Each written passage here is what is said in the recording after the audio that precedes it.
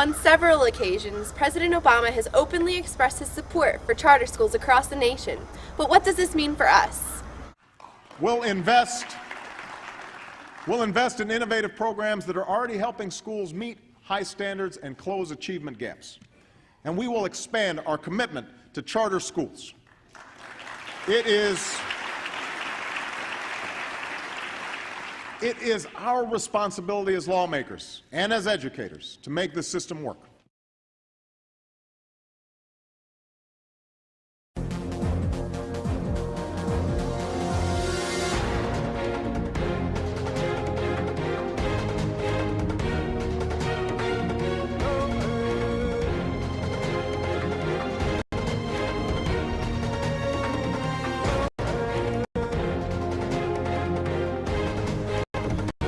In an effort to get more involved, David, Max, and I traveled to Westchester, PA to meet with Mr. William Tomasco of the Pennsylvania Coalition of Charter Schools. We spoke with him a little bit about Ed Rendell's proposed budget cuts for charter schools in Pennsylvania.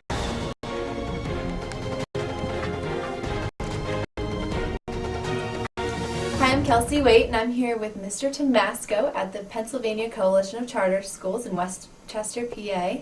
And we just wanted to ask him a couple questions about the new budget cuts in Pennsylvania.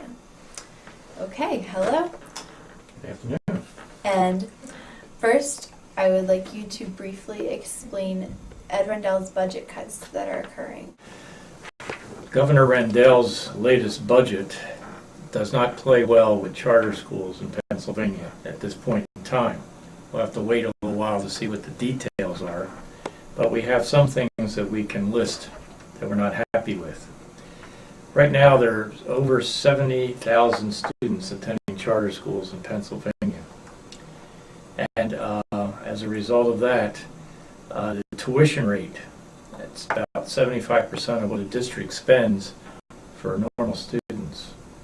Reimbursements from the state reduces the district's net payment to about 50% when you finally get what should be going to the student.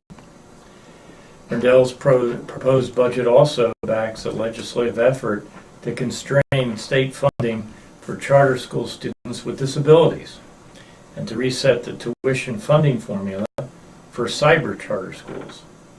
The latter proposal gained some traction in the General Assembly last year, but did not receive consideration by the full legislators.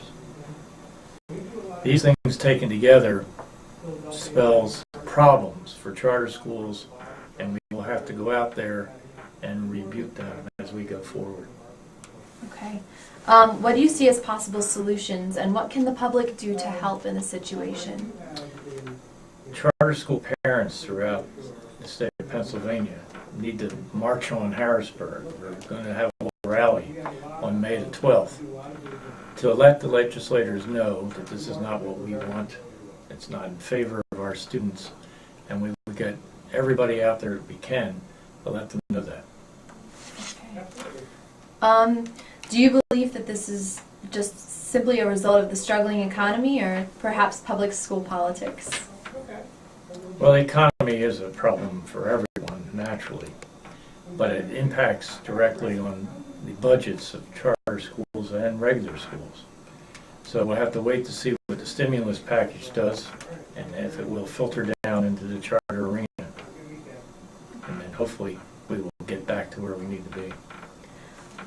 Is there anything that you would like the people to know? Well, in listening to what you've told me about what's happened to yourself, I'm very disappointed in what has happened. And we hope that things will work out in favor of your classes, particularly as a senior, so you can go on to your future endeavors. But whatever that we can do as a coalition and things that we maybe can help you with to help you graduate this year, we'll be very happy to try to do that. Thank you very much.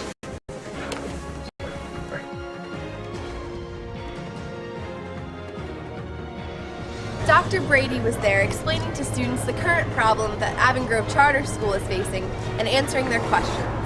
So right now we're being taxed this year alone over $500,000 will disappear. That's $500,000 of taxpayer money.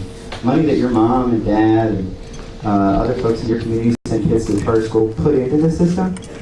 So what's happening is that money is being taken away and put back into the district that in some cases sent you, or you decided, and you can do this in Pennsylvania, you made a choice to leave and join us. So what happens with you guys is, first of all, the money that you bring with you as a student doesn't all come here. Only 68% of it comes here, so the district that sent you keeps approximately 32% of the funding. Why do they keep that funding? That's a good question. The reason why they keep that funding is, first of all, for transportation. That transportation does not cost them that much. Second is for administrative costs. We're not sure what they are. And they really don't have to go into too much detail to tell us. And that stinks. But we're used to that stinking. That stinks, basically it stinks like the back of the building. And we are used to that. And we will bear that. And we will continue to operate that way. What really hurts is what's happening now. And that's the property tax issue. So we own property. We own this property, and we own the property over at Campbellsville. And what they're doing to us is they are taxing us on this property and that property. That's where that $500,000 is coming in. So, if you are not from the Avon Grove School District, the money that you bring in here, 16% still, part of that is being taken away, put into a taxing system that actually goes back to Avon Grove. So if you're an Oxford student, the money that was supposed to come here with you is now being taken away and redirected to Avon Grove. So if you look back at, you hear this in history class, that whole taxation without representation thing with how the country was founded, that's exactly what's going on here. Your money is being taken and used to educate some students who you do not know in a district in which you do not live for no apparent reason. It's kind of the definition of wrong. It's bad. So, what do we do about it? Well, we've been given an opportunity to go to court. If we do that, if we go to court, it will very likely take probably about a full year for us to get a decent hearing. And to tell you the truth, the legal expenses alone will hurt us. So we probably can't afford at this point to go that route.